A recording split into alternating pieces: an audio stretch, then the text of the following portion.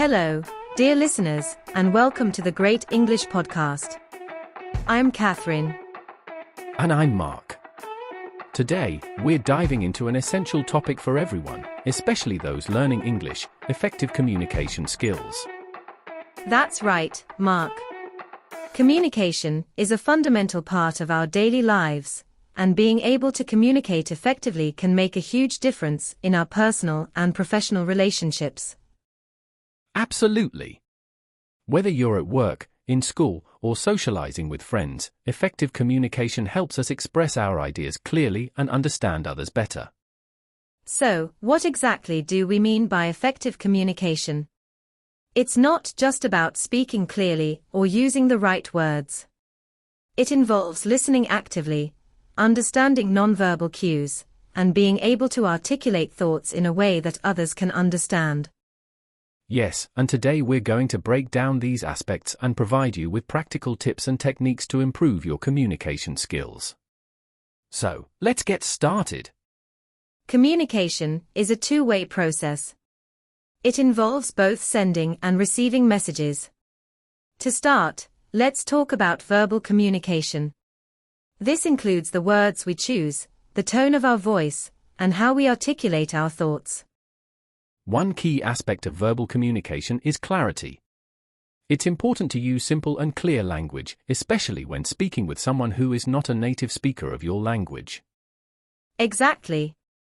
Avoid using jargon or overly complex words. Instead, try to be concise and to the point. This makes it easier for the listener to understand you. Another important aspect is tone. Your tone of voice can convey emotions and attitudes. A friendly and positive tone can make a big difference in how your message is received. Right.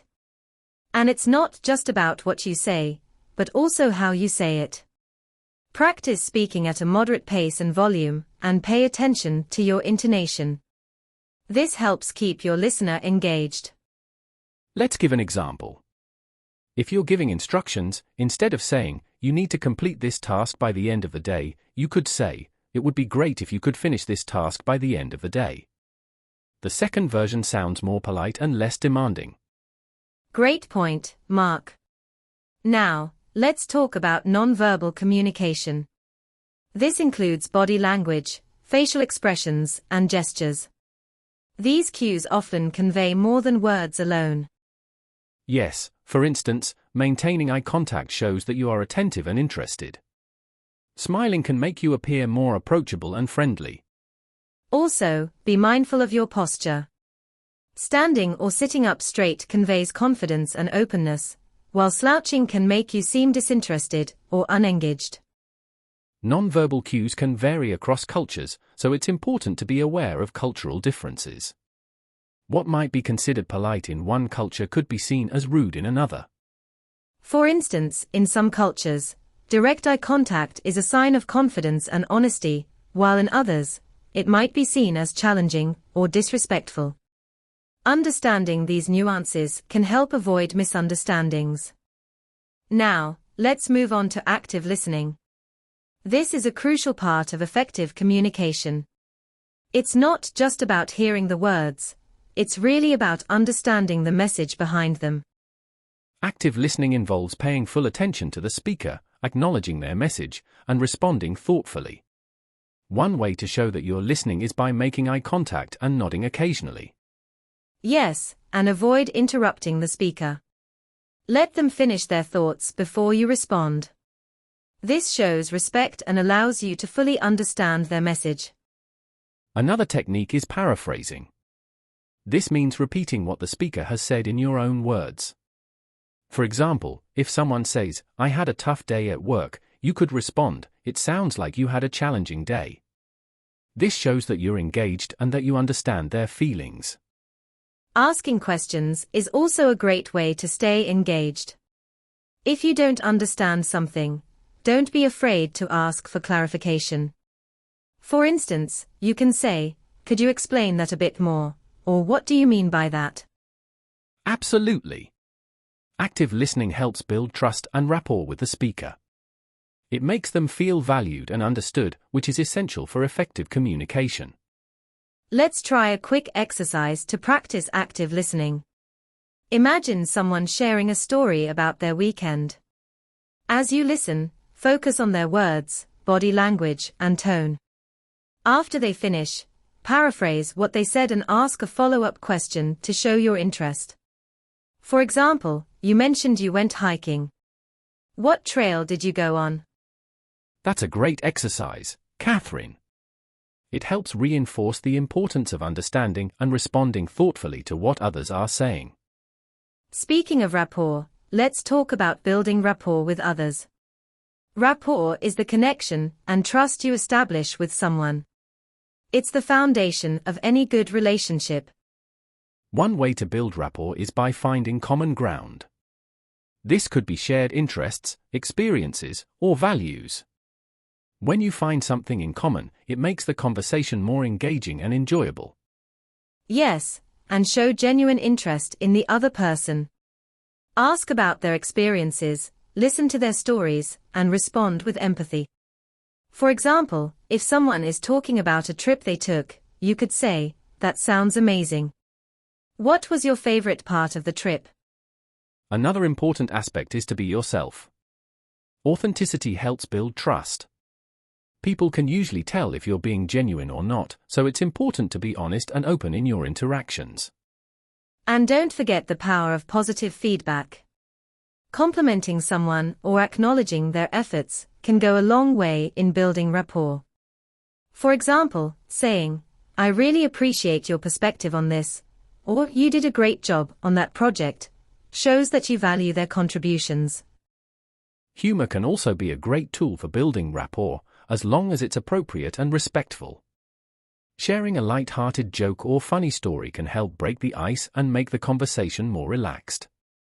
For instance, if you're at a networking event, a friendly comment like, "I've always admired your company's work.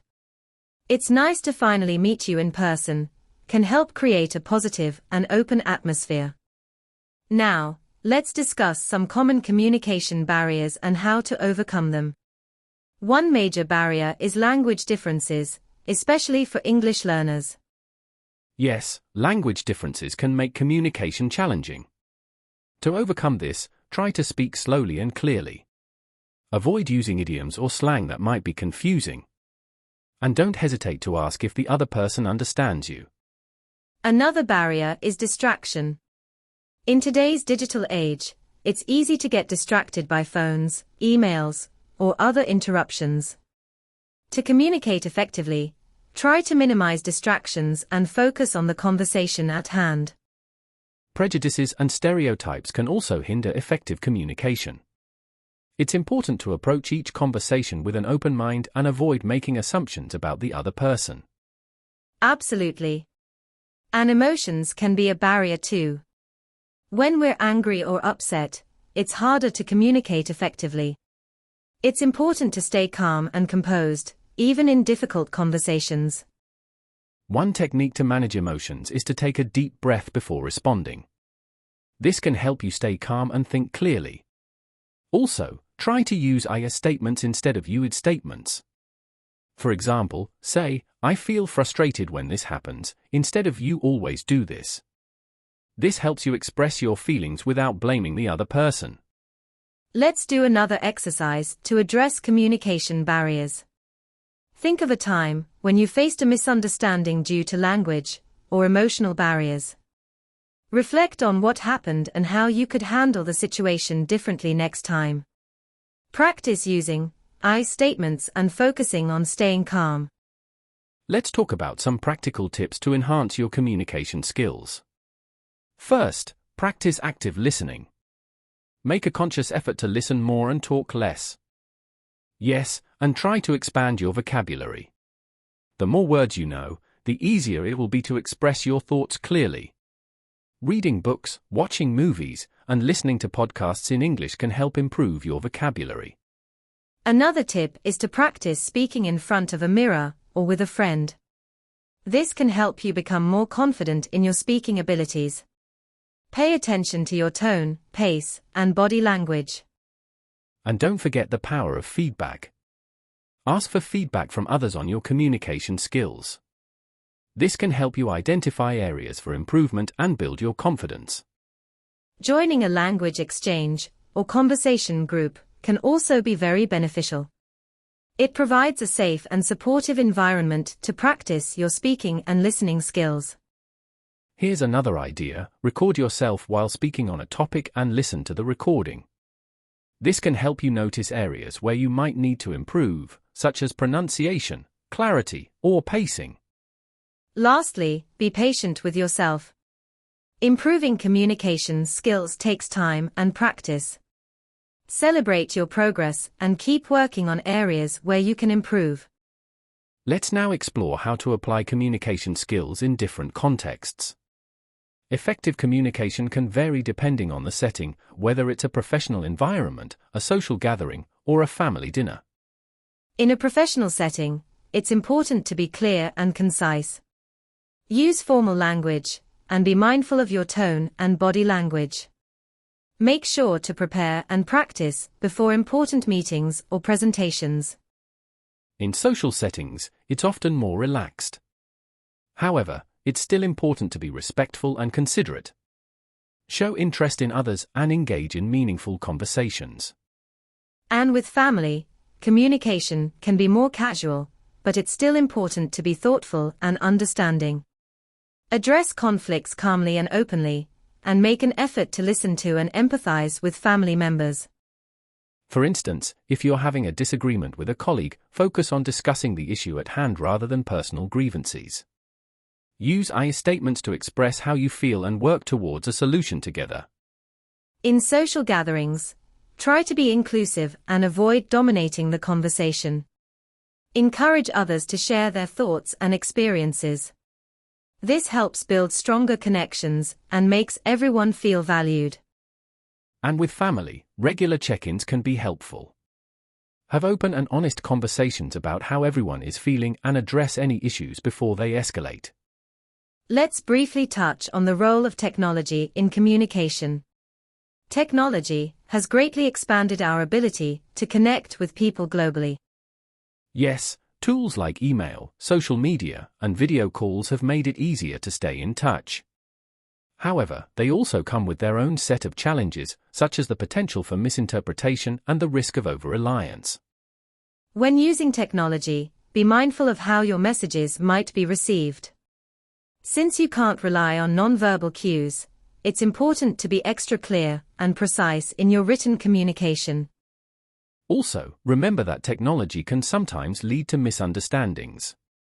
If you're discussing something important, consider following up with a phone call or video chat to ensure clarity. And be aware of your online presence. The way you communicate on social media can affect your personal and professional reputation. Always strive to be respectful and considerate in your online interactions. Cultural sensitivity is key to effective communication, especially in our globalized world. Different cultures have varying communication styles and norms. For example, in some cultures, direct communication is valued, while in others, a more indirect approach is preferred. Being aware of these differences can help avoid misunderstandings and build stronger relationships. One way to show cultural sensitivity is by learning about the other person's culture and communication preferences. This can help you adapt your approach to better align with their expectations. And be open to feedback. If you're unsure about something, don't hesitate to ask questions and seek clarification. Respecting cultural differences enhances communication and fosters a positive environment. Additionally, try to be aware of nonverbal communication, as it can vary across cultures. For instance, the meaning of gestures, eye contact, and personal space can differ significantly from one culture to another. Let's do an exercise. Research a culture different from your own and learn about their communication norms. Practice incorporating these norms into your conversations to enhance your cultural sensitivity. Emotional intelligence is crucial for effective communication. It involves understanding and managing your own emotions and recognizing and empathizing with the emotions of others. Yes, emotional intelligence helps you navigate complex social situations and respond appropriately to different emotional cues. For example, if someone is upset, showing empathy can strengthen your connection with them.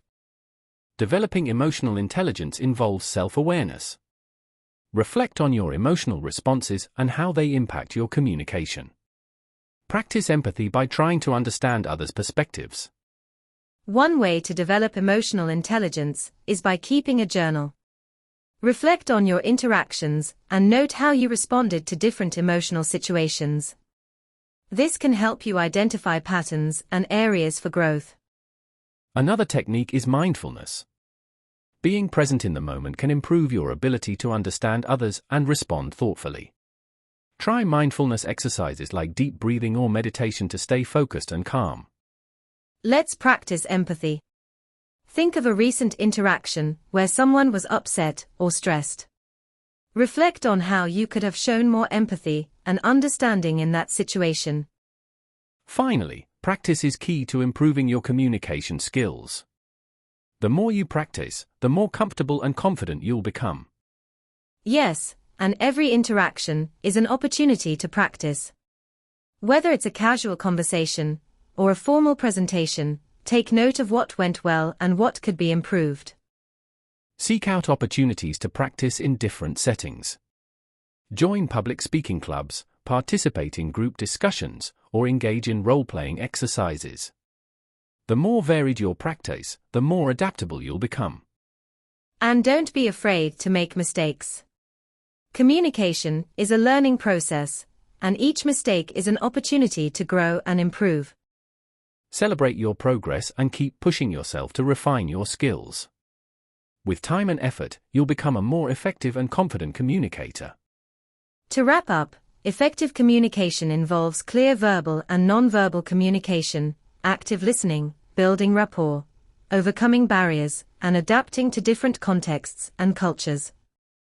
That's right. We hope these tips and techniques help you enhance your communication skills. Remember, communication is a skill you can continually develop and improve. Thank you for tuning into the Great English Podcast. We hope you found today's episode valuable and that you feel more equipped to enhance your communication abilities. Don't forget to like, share, and subscribe for more lessons like this. See you next time. And as always, keep practicing and stay curious. Bye for now.